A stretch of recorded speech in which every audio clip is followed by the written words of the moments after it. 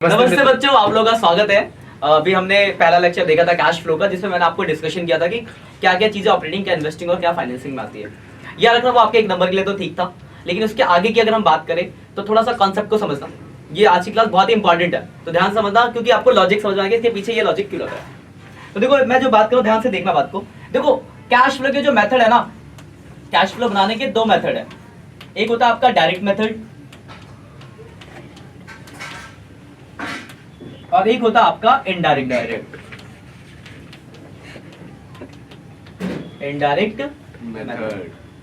देखो, direct method का मतलब क्या होता है कि अगर डायरेक्ट मेथड होगा तो आपके क्वेश्चन के अंदर कैश बुक दिया होगा।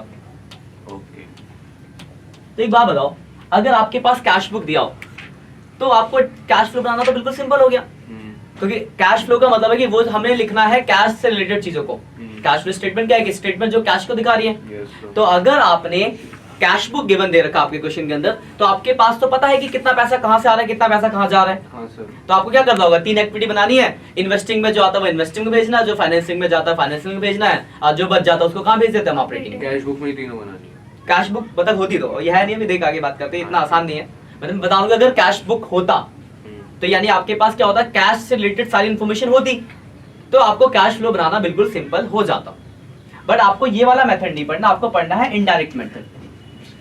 इनडायरेक्ट मेथड में क्या होता है, तो आपके पास 2 साल की बैलेंस शीट दी होगी, या फिर एक प्रॉफिट एंड लॉस एंड 2 साल की बैलेंस शीट होगी। तो एक बात बताओ, अगर मैं आपको बैलेंस शीट दे दूं, ध्यान समझना बात को, अगर मैं आपको बैलेंस शीट दे दूं तो क्या आप बैलेंस शीट से बता पाओगे कि कितना पैसा कहां आया, कितना पैसा कहां गया?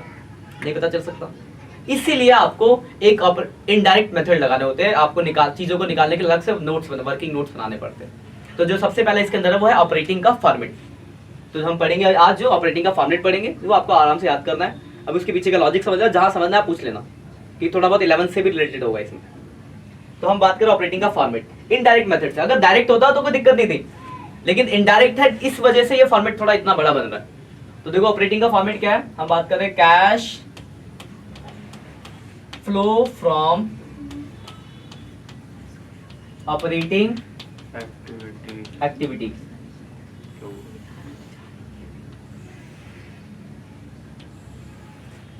तो देखो, इसमें सबसे पहले आता है आपका, पहला आता है इसके ऊपर लिख दो पार्टी नंबर, नेट प्रॉफिट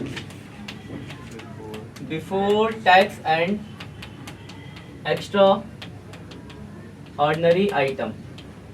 तो इसके अंदर 5 चीजें आती है। जो आपका पहला हेड है, इसके अंदर 5 चीजें आती है। क्या क्या आता है? जिसके अंदर सबसे पहला आता है net profit.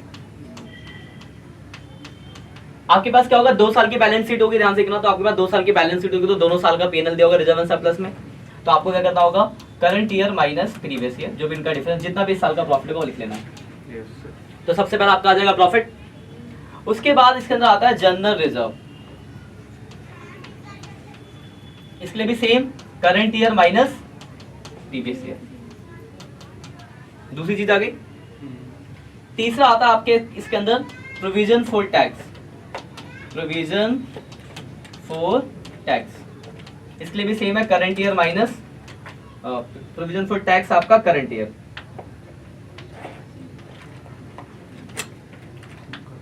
Provision for tax हो गया आपका करंट ईयर। इसके बाद आपका आता है प्रपोज डिविडेंड, ये आता है आपका प्रीवियस ईयर का। और इसके बाद लास्ट आता है इसके अंदर इंटरिम डिविडेंड, इंटरिम डिविडेंड, ये आता है आपका करंट ईयर का दिया होगा। ये 5 चीजें आती है पहले हेड के अंदर। तो जरा इसको हम डिस्कशन कर लेते हैं, फिर आगे बढ़ेंगे। देखो क्या निकाला आपको, net profit before tax extra ordinary item, जिसके अंदर 5 चीजें आती है, ध्यान से देख लो, बाद में लिख लेना आराम से। पहला आता है इसके अंदर नेट प्रॉफिट। 2 साल का आपका प्रॉफिट कहां दिया होगा, बैलेंस शीट के अंदर दिया होगा। तो दोनों को आपस में घटा के मतलब डिफरेंस, नेट कितना प्रॉफिट निकाल लेंगे। जनरल रिजर्व भी आपको बैलेंस शीट के अंदर दिया होगा, प्रोविजन फॉर टैक्स भी आपको बैलेंस शीट के अंदर दिया होगा। ये 3 चीजें आपको बैलेंस शीट जो है क्वेश्चन के उसमें दिख जाएगी। प्रपोज डिविडेंड आपने पढ़ा होगा चैप्टर फर्स्ट के अंदर कि प्रपोज डिविडेंड आपकी करंट लायबिलिटीज होती है, मतलब कंटीजेंट लायबिलिटीज होती है। तो प्रपोज डिविडेंड हमेशा जब भी क्वेश्चन होगा तो क्वेश्चन के नीचे जो नोट्स होता है वहां नोट में लिखा होगा कितना प्रपोज डिविडेंड है।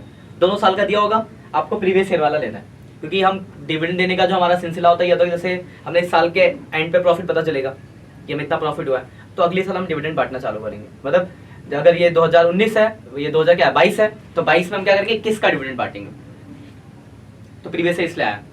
कभी कभार क्या होता है कि कंपनी क्या करती है, जब कंपनी बहुत ज्यादा प्रॉफिट कमा रही है तो साल के बीच में भी डिविडेंड बांट देती है।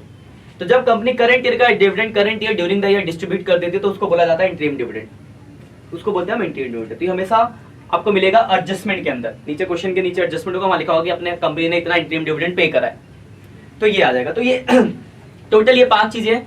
जरूरी नहीं है कि हर क्वेश्चन में 5 चीजें हो, 1 भी हो सकता है, 2 भी हो सकता है और 3 भी हो सकता है और 5 भी हो सकते हैं। मतलब मैक्सिमम इतनी कितनी चीजें, 5 चीजें हैं जो क्वेश्चन के अंदर हो सकती है। ठीक,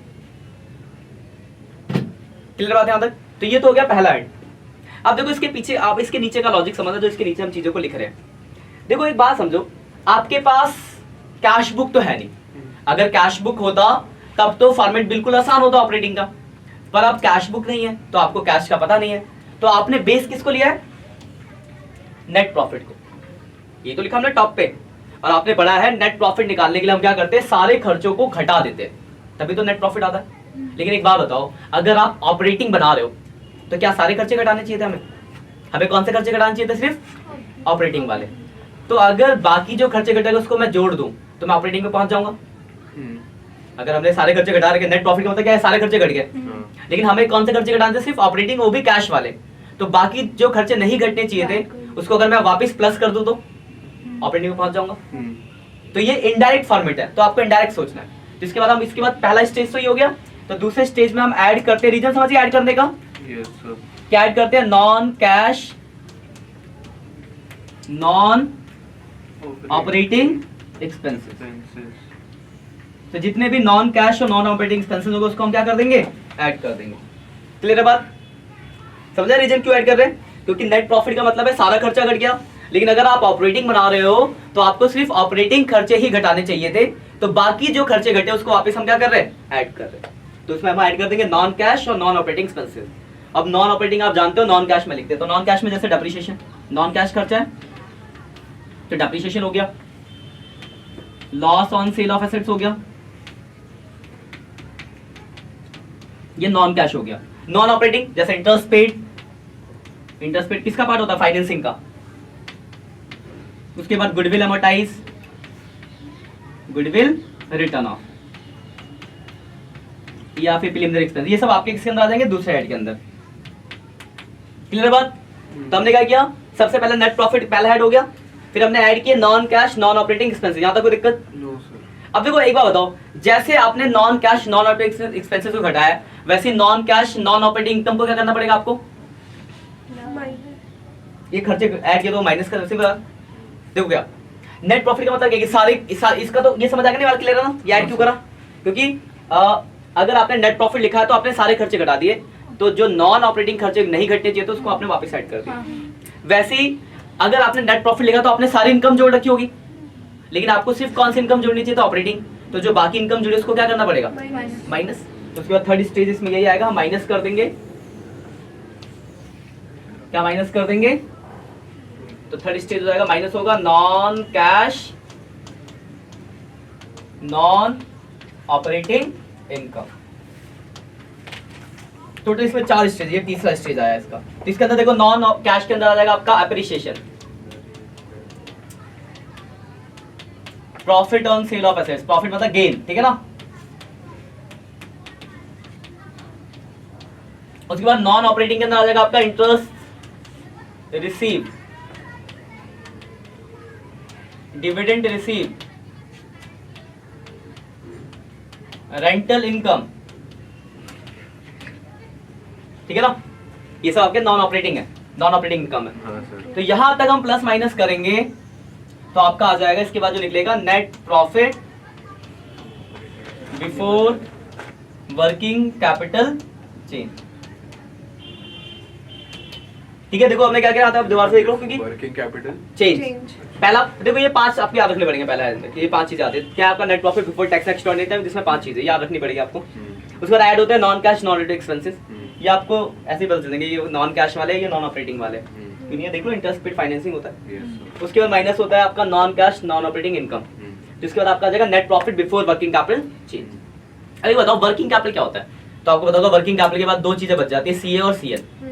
और सी और सी एल ऑपरेटिंग में आते हैं, तो हम इसके नीचे सी और सी एल की एडजस्टमेंट करें। उसके लिए देखो क्या रूल है, तो देखो सीधा सा रूल है, प्लस होता है इंक्रीज इन करंट लायबिलिटीज और माइनस क्या हो जाएगा इसका उल्टा, डिक्रीज इन करंट लायबिलिटीज। मतलब करंट लायबिलिटीज के लिए सीधा रूल है, बढ़ेगा तो प्लस और घटेगा तो माइनस, और करंट एसेट्स के लिए इसका उल्टा। तो करंट एसेट्स में क्या हो जाएगा, decrease in current assets plus हो जाएगा, इंक्रीज इन करंट एसेट्स, और इंक्रीज इन करंट एसेट्स क्या हो जाएंगे आपके, माइनस हो जाएंगे। ठीक है, यस सर। और इसके बाद सबसे लास्ट में एक चीज आती है, last income tax paid minus कर देंगे।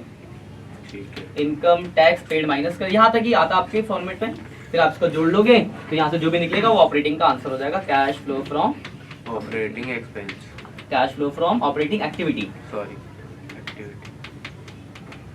अब देखो एक बात ध्यान से समझना बात को, एक नंबर के क्वेश्चन के लिए, इस फॉर्मेट के लिए भी देखो, अगर एक पहले बात है जो हमने लास्ट लेक्चर में एक नंबर के लिए पढ़ा था उसको इससे मिक्स मत करना, क्योंकि देखो हमने यहाँ देखो, अभी देखो आप ध्यान से देखना, जो बात है बच्चे गलतियां करते इसलिए बता रहा हूँ मैं आपको। देखो यहाँ देखो इंटरेस्ट रिसीव यहाँ आ रहा है, तो आप बोलोगे सर इंटरेस्ट रिसीव तो ऑपरेटिंग में आता है, तो क्वेश्चन अगर आ जाए एक नंबर के इंटरेस्ट रिसीव किसका पार्ट है तो ऑपरेटिंग मत लिख के आ जाना। यहाँ हम इसलिए लिख रहे हैं क्योंकि इनडायरेक्ट फॉर्मेट है, एक नंबर का अगर क्वेश्चन आएगा तो वहां से आपसे सीधा सीधा पूछा किसका पार्ट है, तो आपको डायरेक्ट बताना है किसका पार्ट है। तो इंटरेस्ट रिसीव किसका पार्ट होता है, इन्वेस्टिंग का। यहाँ हम क्यों लिख रहे हैं, क्योंकि ये देखो यहाँ क्या आ रहा है, यहाँ ऑपरेटिंग तो आ नहीं रहा, सब नॉन ऑपरेटिंग आ रहे हैं, तो ये इनडायरेक्ट फॉर्मेट है। प्रैक्टिकल क्वेश्चन को थ्योरी वाले से लिंक मत करना, ठीक है, वो पहले लेक्चर को सेपरेट रखना, यहाँ पे चीजों को ध्यान रखना। इस चीज को देखो दोबारा से देख लो, डिस्कशन करते हैं फॉर्मेट को, क्योंकि ये फॉर्मेट आपको याद करना पड़ेगा। 4 स्टेज है टोटल। सबसे पहला net profit before tax and extraordinary item, जिसमें 5 चीजें आती है, net profit, current year minus previous year, general reserve आएगा current year minus previous year, provision for tax आएगा आपका करंट ईयर का, प्रपोज्ड डिविडेंड आएगा प्रीवियस ईयर का, इंटरिम डिविडेंड आएगा करंट ईयर का। पहला स्टेज हो गया। फिर हम ऐड करते हैं non cash non operating expenses. क्यों ऐड करते हैं, रीजन पता है? इसमें क्या क्या था आपको याद हो जाएगा, बहुत मुश्किल नहीं है क्योंकि सब आपने पढ़े ना। तो डेप्रिसिएशन आता है, उसके बाद लॉस आता है, उसके बाद आपका इंटरेस्ट पेड आता है, गुडविल अमोर्टाइज आता है। तो ये 2 स्टेज हुए। उसके बाद तीसरा स्टेज आता है, इसके अंदर माइनस होते हैं non cash non operating income. ठीक है, इनकम आ गया, हाँ इनकम। तो इसके अंदर आपका आता है क्या क्या, इनकम वाली बातें करनी। तो इनकम में क्या आएगा, आपका प्रॉफिट होगा, गेन होगा, gain on sale of assets, कोई इंटरेस्ट मिल रहा है, डिविडेंड मिल रहा है, रेंट मिल रहा है। तो ये सब वो सब ये नॉन ऑपरेटिंग इनकम याद रखना। कौन सा इनकम, नॉन ऑपरेटिंग वाला इनकम। उसके बाद क्या होगा, net profit before working capital change आ गया। इसके नीचे का ध्यान रखना, ये यहाँ बच्चे ज्यादा गलतियां करते हैं, सी और सीएल का। तो सीएल के लिए सीधा रूल है, डायरेक्ट रूल है, बढ़ने पे प्लस घटने पे माइनस, और सीए के लिए उसका अपोजिट है, घटने में प्लस बढ़ने पे माइनस, और इसको जोड़ जाड़ के ऑपरेटिंग आ जाएगा। तो आपको देखो आज की क्लास में हमने 2 चीजें पढ़ ली, तो आपको सिर्फ इतना याद करना है, कुछ भी प्रैक्टिकल है नहीं। अगली क्लास में हम इस फॉर्मेट को प्रैक्टिकल क्वेश्चन से याद करने की कोशिश करेंगे। ठीक है, आज के लिए इतना ही, मिलते हैं नेक्स्ट लेक्चर में, बाय बाय।